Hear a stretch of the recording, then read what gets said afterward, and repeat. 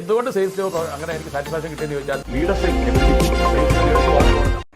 സെയിൽസിന്റെ വിജയത്തെ സ്വാധീനിക്കുന്ന നാലാമത്തെ ഘടകമായ കോമ്പിറ്റൻസിന്റെ പ്രാധാന്യത്തെ പറ്റി ഒന്ന് വിശദീകരിക്കാമോ സർ?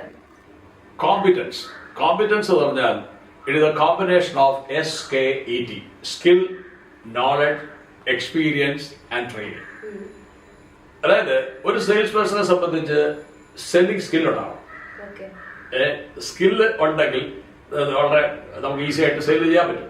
അപ്പം ആക്ച്വലി സ്കിൽ ഉണ്ടാവണമെങ്കിൽ ആദ്യം വില്ലുണ്ടാവണം. Will is more important than skill. അപ്പൊ നിങ്ങൾക്ക് വില്ലുണ്ടെങ്കിൽ ആ സ്കില്ല് നേടാൻ ഇന്ന് ഒരുപാട് മാർഗങ്ങളുണ്ട്. വളരെ നിങ്ങൾക്ക് പല ഓൺലൈൻ പ്ലാറ്റ്ഫോംസുകളുണ്ട്, ട്രെയിനിങ് സെഷനുകളുണ്ട്. അതിൽ നിന്നൊക്കെ നിങ്ങൾക്ക് ആ സ്കില്ല് ആർജിക്കാൻ പറ്റും. അപ്പൊ നിങ്ങൾക്ക് ആദ്യം വില്ലുണ്ടാവണം. അപ്പൊ ഫസ്റ്റ് വേണ്ടത് സ്കില്ലുണ്ടാവുക, പിന്നെ നോളജ് ഉണ്ടാവുക. നോളജ് ഉണ്ടാവുക. നോളജ് എന്ന് പറഞ്ഞാൽ നമ്മുടെ പ്രൊഡക്റ്റിനെ കുറിച്ചുള്ള നോളജ്. അപ്പ് ആൻഡ് ഡൗൺ, നമുക്ക് left right, up and down 360 degree knowledge നമുക്ക് ആ പ്രോഡക്റ്റിനെ കുറിച്ച് ഉണ്ടായിരിക്കണം. എന്തുകൊണ്ടെന്ന് ചോദിച്ചാൽ sellers confidence is buyers confidence. മനസ്സിലായോ? നമുക്ക് കോൺഫിഡൻസ് ഇല്ലാതെ നമുക്കൊരു പ്രൊഡക്റ്റ് ഒരാളെ കൂടെ അവതരിപ്പിക്കാൻ പറ്റില്ല. അതായത് ഇതില് ഒരു എനർജി ട്രാൻസ്ഫറിംഗ് ഉണ്ട്. ഇപ്പം ലിജയ്ക്ക് ഞാനൊരു പ്രൊഡക്റ്റ് വിൽക്കാൻ ശ്രമിക്കുകയാണ്. ഞാൻ ആ പ്രൊഡക്റ്റിനെ കുറിച്ച് എനിക്ക് പൂർണ്ണമായ നോളജ് ഉണ്ടെന്ന് എനിക്ക് അറിയാമെങ്കിൽ ആ എനർജിയാണ് ലിജയിലേക്ക് അത് ട്രാൻസ്ഫർ ചെയ്യപ്പെടുന്നത്. അപ്പം ലിജയ്ക്ക്, കാരണം എന്റെ കോൺഫിഡൻസ് ആണ് യഥാർത്ഥത്തിൽ ഞാൻ ലിജയിലേക്ക്, ഹിപ്നോട്ടിക് സെല്ലുകൾ ഞാൻ ഇതിനെ വിശദമായിട്ട് ഇതിനെ കുറിച്ച് പറയുന്നതാണ്. അപ്പം ഈ എന്റെ കോൺഫിഡൻസ് ആണ് ഞാൻ ലിജയ്ക്ക് ഷെയർ ചെയ്യുന്നത്. അപ്പൊ sellers confidence is buyers confidence. അപ്പൊ നിങ്ങൾക്ക് ഈ പ്രോഡക്റ്റിനെ കുറിച്ച് എത്രമാത്രം നോളജ് ഉണ്ടെന്നുള്ളത് വളരെ ഇമ്പോർട്ടൻ്റ് ആണ്. എന്ത് സംശയം ചോദിച്ചാലും നിങ്ങളെക്കാൾ ഉപരി ഈ പ്രൊഡക്റ്റിനെ ആർക്കും അറിയരുത്. പലപ്പോഴും സെയിൽസ് ഫെയിലാവുന്നതിന് കാരണം ഈ ഒബ്ജക്ഷൻ എന്തുകൊണ്ടാണ് വരുന്നത്? ഒബ്ജക്ഷൻ വരുന്നതെന്ന് പറഞ്ഞാൽ ഒരു പ്രൊഡക്റ്റ് നമ്മൾ വിൽക്കാൻ ശ്രമിക്കുമ്പോൾ ബയർ അതിനെ ഒബ്ജക്ട് ചെയ്യുന്നത് അയാൾക്ക് നമ്മളെക്കാൾ കൂടുതൽ അറിവുള്ളതുകൊണ്ടാണ്. നമ്മളെ കടത്തി വെട്ടാൻ തക്കവണ്ണം അറിവുള്ളപ്പം അയാളെ നമുക്ക് ഓവർടേക്കാൻ പറ്റില്ല. അപ്പൊ അതിനെന്ത് വേണം? നോളജ് വളരെ ഇമ്പോർട്ടന്റ് ആണ്. പ്രൊഡക്റ്റിനെ കുറിച്ചുള്ള എല്ലാ നോളജും നമ്മൾ ശേഖരിച്ചിരിക്കണം. അത് പ്രൊഡക്റ്റിനെ കുറിച്ച് മാത്രമല്ല, ഈവൻ കോമ്പറ്റീറ്ററുടെ പ്രൊഡക്റ്റിനെ കുറിച്ച് നമുക്ക് അറിഞ്ഞിരിക്കണം. ഇത് സിമിലർ പ്രൊഡക്റ്റിന്റെ കോമ്പറ്റീറ്റർ പ്രൊഡക്റ്റിനെ അറിഞ്ഞിരിക്കണം. ഇതിന്റെ പോസിബിലിറ്റീസ് എന്തൊക്കെയാണ്, ഇതിന്റെ ഓപ്പർച്യൂണിറ്റീസ് എന്തൊക്കെയാണ്, ഇത് എങ്ങനെ കസ്റ്റമറിന്റെ പെയിൻ ദൂരീകരിക്കും, കസ്റ്റമറിന്റെ ആവശ്യത്തെ, നീഡിനെ എങ്ങനെ അഡ്രസ് ചെയ്യും, അങ്ങനെ അതിനെക്കുറിച്ചുള്ള എല്ലാ നോളജും നിങ്ങൾക്ക് ഉണ്ടെങ്കിൽ വളരെ എളുപ്പമാണ്. ഉദാഹരണത്തിന് എന്റെ അനുഭവം പറയാം. ഞാൻ എന്റെ ആദ്യകാലം മുതൽ തന്നെ ഞാൻ സെയിൽസ് ചെയ്യുമ്പോൾ ഇന്ന് വരെ എന്റെ 95% പ്രോസ്പെക്ഷൻ എനിക്ക് ക്ലോസ് ചെയ്യാൻ കഴിയുന്നുണ്ട്.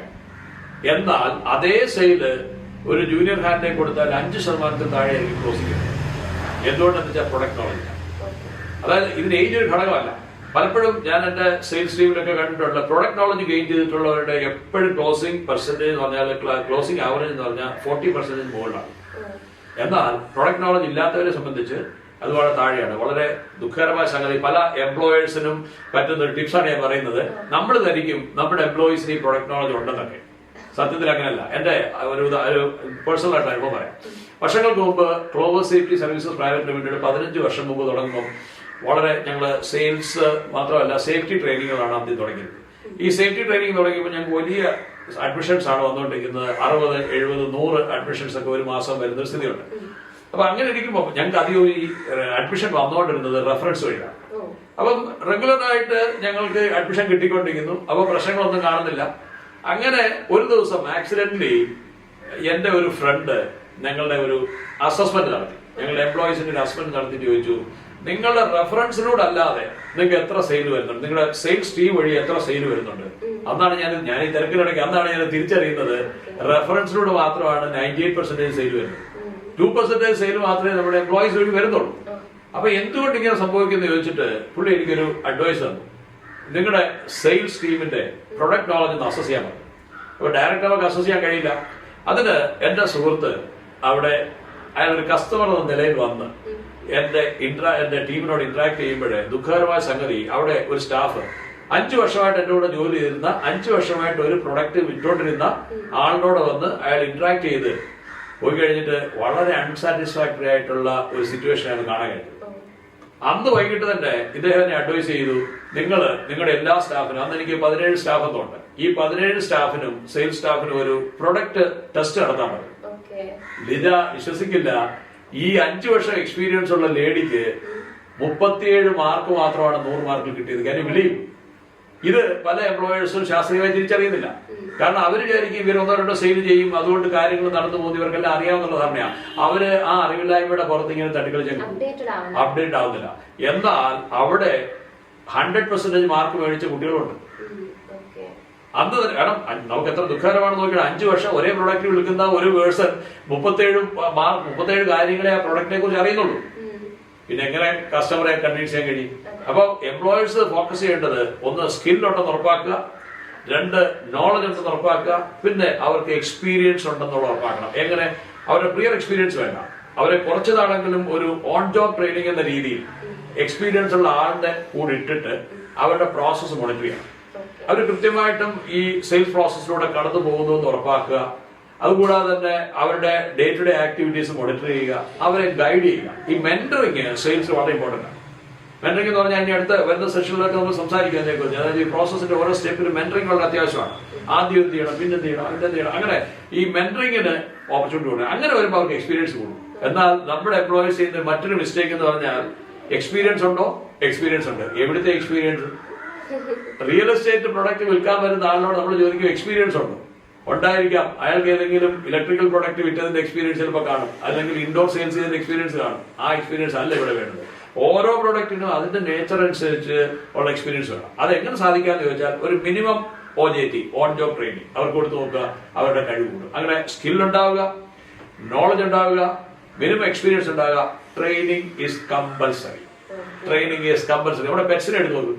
പെറ്റ്സ്, ഞാൻ ഉദാഹരണം പറയാം. നമ്മുടെ വീട്ടിലേക്ക് വളർത്തുന്ന നമ്മുടെ പെറ്റ് ഡോഗ്സ് നമ്മുടെ വീടിനുള്ളില് യൂറിനേറ്റ് ചെയ്തില്ല, ട്രെയിനിങ് ഉണ്ട് അല്ലേ? അത് എത്ര ആ പെറ്റ്സിന് റെഗുലർലി മോണിറ്റർ ചെയ്യുന്നുണ്ട്. ഒരിക്കൽ കൊടുത്ത ട്രെയിനിങ് അല്ല. കാരണം ഞാൻ നേരത്തെ പറഞ്ഞു, ഈ ഹ്യൂമൻ ലൈഫ് എന്ന് പറയുന്നത് ഒരു അയൺ പ്ലേറ്റ് പോലെയാണ്. അത് ഡാർക്ക് ആവും, ബ്ലാക്ക് ആവും, അങ്ങനെ മാറും. അതുകൊണ്ട് മനുഷ്യനും അപ്ഡേറ്റ് ചെയ്യപ്പെടാത്തത് എന്തും ഔട്ട്ഡേറ്റ് ചെയ്യപ്പെടും. അപ്ഡേറ്റ് ചെയ്യപ്പെടാത്തത് എന്തും ഔട്ട്ഡേറ്റ് ചെയ്യപ്പെടും. ഔട്ട്ഡേറ്റ് ചെയ്യപ്പെടുന്ന ഐറ്റങ്ങളെ നെഗ്ലക്ട് ചെയ്യപ്പെടും.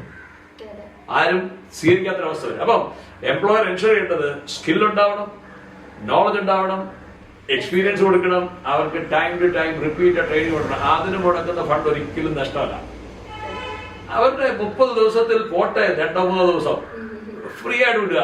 Go and get the training, that's all. അത് മാത്രമേ പറയാവൂ. അതുപോലെ ഓരോ എംപ്ലോയി പറയണം, ഞാൻ ഇവിടെ നിന്ന് നരച്ച് എനിക്ക് പണിയൊന്നുമില്ല, എനിക്ക് സെയിലും കിട്ടുന്നില്ല, ശമിച്ചിരിക്കുന്ന സമയം കൊണ്ട് ഞാൻ പോയിട്ട് ക്ലാസ് അറ്റൻഡ് ചെയ്യാം. അത് തീർച്ചയായിട്ടും ഒരു ബൂസ്റ്റപ്പ് കൊടുക്കും. ആ ബൂസ്റ്റപ്പ് അവർക്കും പ്രയോജനം ഉണ്ടാവും, എംപ്ലോയറിനും പ്രയോജനം ഉണ്ടാവും, എംപ്ലോയിക്കും പ്രയോജനം ഉണ്ടാവും, പ്രൊഡക്റ്റിനും കമ്പനിക്കും. അത് കണക്റ്റഡായിട്ട് ഇത് ഒരുപാട് കണക്റ്റഡാണ് സംഗതി. കാരണം നമ്മളൊരു പ്രൊഡക്റ്റ് വിൽക്കുമ്പോഴേ, ഫോർ എക്സാമ്പിൾ ഇപ്പം ലിജ ഉപയോഗിക്കുന്ന ഈ വാച്ച്, ഇതിന്റെ പിന്നിൽ എത്ര പേരുണ്ട്? നമ്മൾ വിൽക്കുന്ന മാത്രമേ കാണുന്നുള്ളൂ. ഈ വാച്ച് ഫ്രാഞ്ചൈസി എടുത്തിരിക്കുന്ന ഒരു മുതലാളിയെ മാത്രമേ നമ്മൾ കാണുന്നുള്ളൂ. അത് വിൽക്കുമ്പോൾ ഇതിന്റെ പിന്നിൽ വർക്ക് ചെയ്തിട്ടുള്ള, ഇതിന്റെ മൈന്യൂട്ട് പാർട്സ് ഉണ്ടാക്കുന്ന ആള് മുതല് ഇങ്ങേറ്റത്തെ സെയിൽസ് പേഴ്സൺ വരെ ഇതുമായിട്ട് ഭക്ഷണം കഴിക്കുന്നതാണ്, അല്ലേ? അപ്പൊ എന്താ പറയുക, നമ്മൾ ചെയ്യുന്ന ഒരു വലിയ കർമ്മമാണ്. എന്നാൽ ആ ട്രെയിനിങ് അറ്റൻഡ് ചെയ്ത് കൂടുതൽ സെയിൽ ഉണ്ടായി കഴിഞ്ഞാൽ എത്ര പേരുടെ ലൈഫിനാണ് ഇൻഫ്ലുവൻസ് ചെയ്യുന്നത്. പലരും ഒരു മൊമെന്ററി ആയിട്ടുള്ള കാര്യങ്ങളെ കുറിച്ചാണ് ചിന്തിക്കുന്നത്. വാച്ച് വിൽക്കുന്നില്ല എന്നേ കഴിയുന്നുള്ളൂ, പക്ഷെ ഈ വാച്ച് വിറ്റാൽ എത്ര പ്രയോജനം ഉണ്ടാവും. മാത്രമല്ല, വേറെ ഏറ്റവും വലിയ പ്രയോജനം ഞാൻ പറയുന്നത്, ഈ ഒരു വാച്ച് വിറ്റുന്നു, ഇതിന്റെ CSR, ഇതിന്റെ ഒരു കമ്പനി ഉണ്ടെങ്കിൽ അവരുടെ കോർപ്പറേറ്റ് സോഷ്യൽ റെസ്പോൺസിബിലിറ്റി ഭാഗമായിട്ട് 2% സമൂഹത്തിലേക്ക് വരുന്നുണ്ട്. ഇവിടെ എത്ര CSR ഫണ്ടുകൾ ക്രിയേറ്റ് ചെയ്യപ്പെടുന്നത് ഇതിൽ നിന്നാണ്.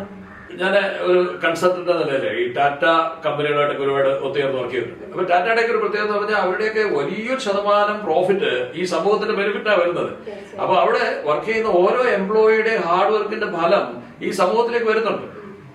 മനസ്സിലായോ? അതായത് ഈ ജംഷഡ്പൂർ, ഈ ടാറ്റ സിറ്റി തന്നെ അവർ സൃഷ്ടിച്ചിരിക്കുന്നത് അവരുടെ പ്രോഫിറ്റ് നിരത്തിലുള്ള സിറ്റിയാണ്. അവിടെയൊക്കെ തന്നെ വളരെ ഒരുപാട് അവർക്ക് ബെനിഫിറ്റ് കൊടുക്കുന്നുണ്ട് ആളുകൾക്ക്. അപ്പൊ ഇങ്ങനെയൊക്കെ സാധിക്കണമെങ്കിൽ എന്ത് വേണം? ഓരോ സെയിൽസ് പേഴ്സണും മൈക്രോ ലെവലിലും മാക്രോ ലെവലിലും സെയിൽസിൽ ഫോക്കസ് ചെയ്യുന്നത് വഴി സോഷ്യൽ അപ്ലിഫ്റ്റ്മെന്റ് ഉണ്ടാവും, സമൂഹത്തിന് ഒരുപാട് ബെനിഫിറ്റ് ഉണ്ടാവും, എംപ്ലോയബിലിറ്റി കൂടും, പ്രൊഡക്ടിവിറ്റി കൂടും. ഒരു രാജ്യത്തിന്റെ സമ്പദ്ഘടനയെ തന്നെ സ്വാധീനിക്കാൻ ഒരു സെയിൽസ് പേഴ്സന്റെ കർമ്മങ്ങൾക്ക് സാധിക്കുന്നതാണ്. അതുകൊണ്ട് എപ്പോഴും സെയിൽസ് പേഴ്സൺ എപ്പോഴും സ്കില്ല്, നോളജ്, എക്സ്പീരിയൻസ്, ട്രെയിനിങ് ഇത് നേടിയിരിക്കണം.